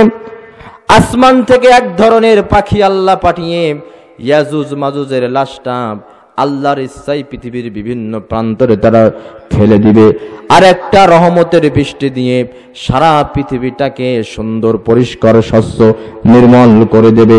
সেই সময় আল্লাহ রব্বুল আলামিন সবকিছুতে বরকত দিবেন। ঈসা আলাইহিস সালাম দুনিয়ার মাঝখান থেকে বিদায় নিবেন। দাব্বাতুল আদ মাটি থেকে এক রকমের প্রাণীর আবির্ভাব ঘটে যাবে। তারা মানুষ আর ইমানদার কাফেরদেরকে পার্থক্য করে দেবে। শেষ জামানা যখন একেবারে ঈসা আলাইহিস সালাম শেষ, মালিক ইয়াউমিদ্দিন, পরকালীন জীবনকে যে আমরা অস্বীকার করেছি, একেবারে যখন শেষ মুহূর্তে চলে আসবে, মানুষ আর পশুর চরিত্রের ভিতরে কোনো পার্থক্য থাকবে না। পশু পাখি যেমন প্রকাশ্যে জনসম্মুখে যৌন ক্রিয়া সম্পাদন করে, মানুষগুলো পশু পাখির মতো রাস্তাঘাটে যৌন ক্রিয়া সম্পাদন করবে। কাবা ঘরে হজ করার মতো মানুষ খুঁজে পাওয়া যাবে না। আল্লাহর হাবিব সাল্লাল্লাহু আলাইহি সাল্লাম বলেছেন, এই পৃথিবীতে যতদিন না পর্যন্ত একজন মানুষও আল্লাহ আল্লাহ বলে ডাকবে, ততক্ষণ পর্যন্ত আল্লাহ রব্বুল আলামিন কিয়ামত সংগঠিত করবেন না। এই কারণে একেবারে শেষ মুহূর্তে আল্লাহ রব্বুল আলামিন একটা পবিত্র বাতাস প্রবাহিত করে, পবিত্র বাতাসের মাধ্যমে এক রাতে সমস্ত ইমানদার ব্যক্তিদেরকে আল্লাহ তাআলা উঠাইয়ে নেবেন। কে কঠিন অবস্থা তৈরি হয়ে যাবে। কাবা ঘরের ইমাম সাহেব আল্লাহু আকবার বলে ফজরের নামাজে দাঁড়িয়ে যাবে। নামাজে হাত বাঁধার পরে সুবহানাকাল্লাহুম্মা বিহামদিকা পড়ার পরে তিনি সূরাতুল ফাতিহা তেলাওয়াত করতে যাবে, কিন্তু ইমাম সাহেবের সূরা ফাতিহা আর মনে থাকবে না। বারবার তিনি মনে করার চেষ্টা করবে, মনে করতে পারবে না। অবশেষে ইমাম সাহেব হাত বেঁধে নামাজ ছেড়ে দিয়ে বলবে, নাসিতু সূরাতুল ফাতিহা, আমি তো সূরাতুল ফাতিহা ভুলে গেছি, কোরআন নিয়ে আসো, ফাতিহাটা দেখিনি। কোরআন যখন আনা হবে, ইমাম সাহেব দেখবেন কোরআনের পাতাগুলো শুধু আছে, কিন্তু কোরআনের পাতায় কোনো অক্ষর নাই। কঠিন একটা পরিস্থিতি তৈরি হয়ে যাবে। হঠাৎ করে এমন অবস্থায় মানুষ যার যার কাজ নিয়ে ব্যস্ত থাকবে। বিশ্বনবী আমার বলেন, কেবলমাত্র কাফের মুশরিকদের উপরে কিয়ামত সংগঠিত হবে। আল্লাহ রাব্বুল আলামিন হুকুম দেবেন, ইসরাফিল আলাইহিস সালামকে সিংহায় ফুৎকার দাও। সর্বমোট 3টি ফুৎকার দেওয়া হবে। কয়টা? প্রথম ফুৎকার যখন দেবে, বিকট আওয়াজ, বিকট আওয়াজে সমস্ত মানুষ বেহুশ হয়ে জায়গায় মৃত্যুবরণ করবেন। এভাবে হাদিস শরীফের ভিতরে এসেছে 40 বছর মতান্তরে 40 মাস মতান্তরে 40 দিন থাকবে। এরপর আল্লাহ তাআলা আবার হুকুম দেবেন, দ্বিতীয় আর একটা ফুৎকার দাও। যখন দ্বিতীয় ফুৎকার দেবেন, ইযাস সামাউ ফাতারাত ওয়া ইযাল কাওয়াকিবু তাসারাত ওয়া ইযাল বিহারু ফুজ্জিরাত। ইসরাফিল আলাইহিস সালাম যখন দ্বিতীয় ফুৎকার দিবেন, আকাশগুলো ভেঙে ভেঙে পড়বে, চন্দ্র সূর্যগুলো আলো হারিয়ে ফেলবে, গ্রহ নক্ষত্রগুলো একে অপরের সাথে ধাক্কা লাগিয়ে দেওয়া হবে, পাহাড়গুলো তুলার মতো করে উড়ে উড়ে যাবে। তুলা যেমন ছেড়ে দিলে আকাশে যেভাবে ওড়ে, পাহাড়গুলো উড়ে উড়ে যাবে। পৃথিবী একটা বিভীষিকাময় অবস্থা বিরাজ করবে। কিয়ামতের আগ মুহূর্তে আল্লাহ রাব্বুল আলামিন বলেন, সমুদ্রের পানিতে আগুন ধরে যাবে। আল্লাহু আকবার। ওয়াইজাল বিহারু ফুজ্জিরাত ওয়াইজাল বিহারু সুজ্জিরাত। আজকের বিজ্ঞান প্রমাণ করেছে কিভাবে সমুদ্রের পানিতে আগুন ধরবে। মানুষ তো আগুন নিভানোর জন্য পানি ব্যবহার করে না। হাদিস শরীফের ভিতরে এসেছে, আগুনের চাইতে পানি শক্তিশালী, পানির চাইতে বাতাস শক্তিশালী, আর বাতাসের চাইতে শক্তিশালী হচ্ছে আদম সন্তানের দান। সুবহানাল্লাহ বলেন। এই রমজান মাস আসছে, বেশি বেশি দান করবেন। রাসূল করিম সাল্লাল্লাহু আলাইহি সাল্লাম রমজান মাসে 2টি আমল বেশি করতেন। প্রথম আমল, বেশি বেশি কোরআন তেলাওয়াত করতেন, কারণ রমজান মাসেই তো নাজিল হয়েছে কোরআন। আর দ্বিতীয় আমল, আল্লাহর হাবিব এমনি দানশীল ছিলেন, আর রমজান মাস যখন আসতো বাতাসের গতির চাইতে বেশি ক্ষিপ্র গতিতে আল্লাহর হাবিব রমজান মাসে দান করতেন। সমুদ্রের পানিতে কিভাবে আগুন ধরবে? পানির উপাদান হাইড্রোজেন আর অক্সিজেন, একটা জলে আর একটা জ্বালাতে সাহায্য করে। কিয়ামত যখন হবে, ইসরাফিল আলাইহিস সালাম সিংহার ফুৎকারের মাধ্যমে সমুদ্রের তলদেশ ফেটে চৌচির হয়ে যাবে, দীর্ণ বিদীর্ণ হয়ে যাবে। পানির যে মৌলিক উপাদান হাইড্রোজেন অক্সিজেন আলাদা হয়ে যাবে। হাইড্রোজেন একদিকে চলে যাবে, অক্সিজেন একদিকে চলে যাবে। একটা জ্বলবে আর একটা জ্বালাতে সাহায্য করবে। অটোমেটিক্যালি সমুদ্রের পানিতে আগুন ধরে যাবে। আল্লাহু আকবার। সারা পৃথিবীর সব শেষ, পাহাড় নেই, নদী নেই, খাল বিল নেই, গাছগাছালি নেই। 3 পতন নীরবতা বিরাজ করবে। 40 বছর মতান্তরে 40 মাস মতান্তরে 40 দিন। আল্লাহ এই নিস্তব্ধ পৃথিবীর দিকে তাকিয়ে আল্লাহ ডাক দেবেন, ইয়া দুনিয়া, হে দুনিয়া, আইনা জিবালুক, তোর জমিনে কত পাহাড় ছিল রে, আজকে সেই পাহাড়গুলো কোথায়? ইয়া দুনিয়া আইনা আশজারুক, হে দুনিয়া, তোর জমিনে কত সবুজ গাছ ছিল, বৃক্ষরাজি ছিল, সেগুলো কোথায়? ইয়া দুনিয়া আইনা আনহারুক, হে দুনিয়া, তোর জমিনে কত নদ নদী ছিল, সেগুলো কোথায়? ইয়া দুনিয়া আইনা জাব্বারুক, কোথায় দুনিয়ার জীবনে সেই স্বৈরাচারী অত্যাচারী শাসকগুলো কোথায়? লিমানিল মুলকুল ইয়াউম, আজকের রাজত্ব, বাদশাহী, কর্তৃত্ব কার? উত্তর দেওয়ার মতো তো কেউ নাই। নিস্তব্ধ, পিনপতন, নীরবতা। আল্লাহ নিজেই বলবেন, লিল্লাহি ওয়াহিদিল কহার, আজকে রাজত্ব, বাদশাহী, ক্ষমতা, কর্তৃত্ব একমাত্র, কেবলমাত্র, শুধুমাত্র যার, তিনি হচ্ছেন আল্লাহ সুবহানাহু ওয়া তাআলা। আল্লাহ তাআলা এবার ইসরাফিল আলাইহিস সালামকে বলবেন, চূড়ান্তভাবে সর্বশেষ ফুৎকার দাও। তৃতীয় ফুৎকার যখন দেয়া হবে, কবর থেকে সমস্ত মানুষ হাসরের মাঠে উঠে যাবে। সুবহানাল্লাহ।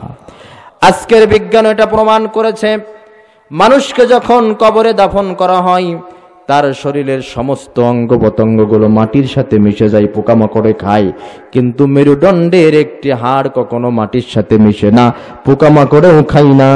ইসরাফিল আলাইহিস সালাম যখন চূড়ান্ত পর্যায়ে তৃতীয় ফুৎকার মারবেন, একটা বৃষ্টি বর্ষিত হবে, সেই বৃষ্টির পানি সমস্ত জমিনে পড়বে। যত মানুষ মৃত্যুবরণ করেছে, ওই মেরুদণ্ডের হাড়ে পানি পড়ার কারণে সবাই আবার জীবন পেয়ে হাসরের মাঠে আল্লাহর আদালতে হাজিরা দিবে।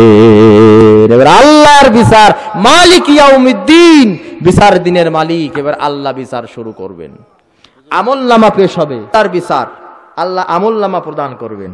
আমলনামা আল্লাহ তাআলা যখন প্রতিটি বান্দার আমলনামা প্রদান করবে, ইমানদারদের আমলনামা চলে যাবে ডান হাতে, বদকারদের আমলনামা চলে যাবে বাম হাতে। তাও এই পেটটা ছিঁড়ে, ভালো করে খেয়াল করুন, এই পেট ছিঁড়ে বাম হাত এখান থেকে ঢুকানো হবে, ঢুকে হাত এভাবে বের করা হবে, দিয়ে বাম হাতে আমলনামা দেয়া হবে। ঘাটটা বাম দিকে, পেছন দিকে ঘুরিয়ে বলা হবে, ইকরা কিতাবাক, আমলনামা পড়ো।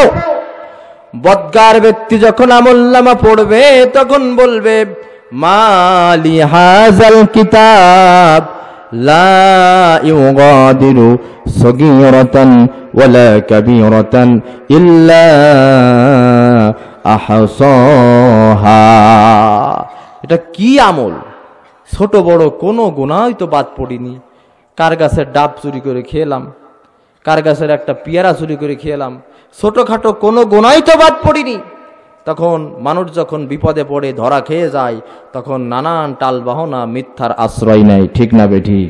আর এ কথাও সত্য, একটা মিথ্যা ঢাকতে যেয়ে 1000টা মিথ্যা কথা বলা লাগে, ঠিক কিনা ভাইরা আমার?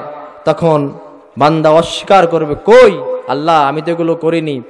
আল্লাহ রাব্বুল আলামিন কাফের বদমাইশগুলো যখন অস্বীকার করবে, আল্লাহ রাব্বুল আলামিন 4 রকমের সাক্ষী হাসরের মাঠে আল্লাহর আদালতে আল্লাহ পেশ করবেন। 4 রকমের সাক্ষী, কোরআন থেকে কথাগুলো শুনে যান। 4 রকমের সাক্ষী। দুনিয়ার জমিনে আদালতে বিচারের জন্য সাক্ষী দরকার আছে না নাই? সাক্ষীরা সাক্ষ্য দেয়, হাসরের মাঠেও 4 রকমের সাক্ষী পর্যায়ক্রমে ধাপে ধাপে সাক্ষ্য দেবে। 1 নম্বরে আল্লাহ তাআলা বলেন, ওয়াল্লাহু আলা কুল্লি শাইইন শাহীদ। আল্লাহ তো সব কাজ দেখেন, দেখেন না? আল্লাহ সব কাজ দেখেন। রাতের আধারে কি করো, কোথায় কি করো, আল্লাহ সব কাজ দেখেন। বান্দা তারপর অস্বীকার করবে। 2 নম্বরে আল্লাহ এবার সাক্ষ্য হিসাবে দাঁড় করাবেন কিরামান কাতিবিন ইয়ালামুনা মা তাফআলুন। ও বান্দা, তোমার 2 কাঁধে 2 জন ফেরেশতা আছে। ডান কাঁধের ফেরেশতার নাম কিরামান, বাম কাঁধের ফেরেশতার নাম কাতিবিন। এই তো আপনারা জানেন নাকি? ভুল। কিরামান কাতিবিন এটা উপাধি। আমাদের মাননীয় ওসি মহোদয় এসেছেন, তিনি পুলিশদের পরিচালনা করেন। পুলিশ কি কোনো একক ব্যক্তির নাম না একটি টিমের নাম? টিমের নাম না? ঠিক তেমনি ভাবে মানুষের আমলনামা লেখার কাজে যেই সমস্ত ফেরেশতারা নিয়োজিত, তাদের সকল একটি টিমের নামই হচ্ছে কিরামান কাতিবিন, সম্মানিত লেখক দ্বয়। কাতিবিন এটা জমাত সিগা, দিবসন নয়। আল্লাহ এবার দ্বিতীয় সাক্ষী হিসাবে কিরামান কাতিবিনকে, এই পৃথিবীতে মানুষ কুরআনুল কারীমের সব আয়াত যদি অস্বীকারও করে, যদি একটি মাত্র আয়াত বিশ্বাস করে দুনিয়ার জীবন পরিচালনা করে, মা ইয়ালফিজু মিন কাউলিন ইল্লা লাদাইহি রাকিবুন আতীদ, বান্দা যা করে সব কিছু আমার ফেরেশতারা অডিও করছে, ভিডিও করছে। যদি এই এলাকা সিসি ক্যামেরা ভুক্ত হয়, তাহলে আপনারা এখানে সাবধানে চলাফেরা করবেন না? কিন্তু আল্লাহ তাআলা আপনাকে সৃষ্টি করে আপনার টোটাল দিনে রাতের কর্মকাণ্ড, যতদিন পৃথিবীর মাঝখানে বেঁচে থাকবেন, আপনার একটি সিসি ক্যামেরা আপনার সাথে সেট করে দিয়েছেন। এই ভয় কি আমাদের আছে? আছে? বান্দা তারপরও অস্বীকার করবে না, আল্লাহ এগুলো তো আমি করিনি। আল্লাহ এবার 3 নম্বরের সাক্ষী পেশ করবেন। সূরাতুল জিলজালের ভিতরে আল্লাহ বলেন, ইয়াউমা ইযিন তুহাদ্দিসু আখবারহা। কি কথা?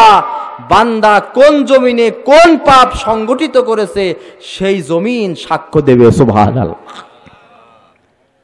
ইন্দুরকানী বাজারের অমুক জায়গায় একজনকে মারিছি, অমুক রুমের ভিতরে এই করেছি, অমুক রুমে এই ঘুষ খেয়েছি, সেই জায়গা, সেই টেবিল, সেই চেয়ার আপনার সাক্ষ্য দেবে অমুক দিন অমুক তারিখে এই পাপ কাজ করেছে। পালাবেন কোথায়? তারপরেও বান্দা মুখ জোর করেই যাবে, মুখ জোর করে যাবে না, আল্লাহ করেনি। আল্লাহর এবার ডাইরেক্ট অ্যাকশন, চূড়ান্ত অ্যাকশন। অত গলাবাজি করো না, কণ্ঠ থাকলে সবসময় সব কথা বলা যায় না। গলাবাজির জবাব আল্লাহ এবার দেবেন।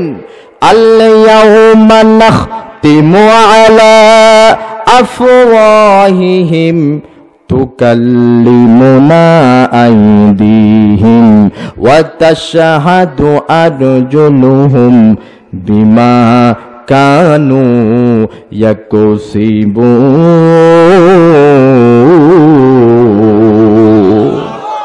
ইয়াউমা নাখতিম, বন্ধ করে দেওয়া হবে আফওয়াহিম। মুখ বতলে করলি না এতখানি? আমি আল্লাহ বলছি পাপ কাজ করেছি, তাও বলছিস না করিনি। কিরামান কাতিবিন আমলনামা দেখিয়ে দিয়েছি, ইকরা কিতাবাক, পড় তোর আমল, তাও বলছি ভুল লিখেছে ফেরেশতারা। জমিন সাক্ষ্য দিচ্ছে, তাও বলছিস ভুল। তোর মুখ বন্ধ। এবার তুই যে আসলে পাপ কাজ করেছি, এবার হাত সাক্ষী দেবে, এই হাত দিয়ে তো এই কাজ করেছিস। পা সাক্ষী দেবে, এই পা দিয়ে যেই তো তুই এই অন্যায় কাজ করেছি। কিয়ামতের কঠিন ময়দানে এবার সর্বশেষ কথা, সব চাইতে বেশি আফসোস করবে কিয়ামতের কঠিন ময়দানে 2 শ্রেণীর মানুষ। জোরে বলেন তো কয় শ্রেণীর মানুষ? 1 নম্বরে ক্ষমতাশালী, আর 2 নম্বরে সম্পদশালী। পৃথিবীতে মানুষ এই 2 কারণে যত রকমের অহংকার আছে করে থাকে। ক্ষমতা থাকলে অহংকারে বাঁচে না, সম্পদ থাকলে অহংকারে ভেটে পড়ে। কিন্তু হাসরের মাঠে এই রকমের ক্ষমতা, সম্পদ কিন্তু কাজে লাগবে না। আজরাইলে খাই না ঘুষ, ওরে ও মানুষ, কি হবে কালো টাকার পাহাড় গড়িয়া, আইসো খালি যাইবা খালি 3 টুকরো কাফন লইয়া। তারা আফসোস করে বলবে, মা